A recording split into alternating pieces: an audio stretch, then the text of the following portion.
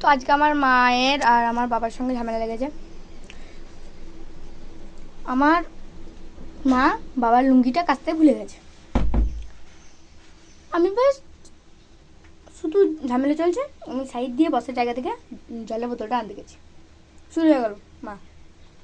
মা বলছে, তোমার ছেলে তো কোনোদিনও কাজ করে না, শুধু শুধু ফোন দেখে, কোনোদিনও জলের বোতলগুলো ভরতে পারে না, এই পারে না ওই পারে না, হ্যান ত্যান, সেই যত ঝামেলা 14 গোষ্ঠী আগের বছরের কথাগুলো আজকে বলছে।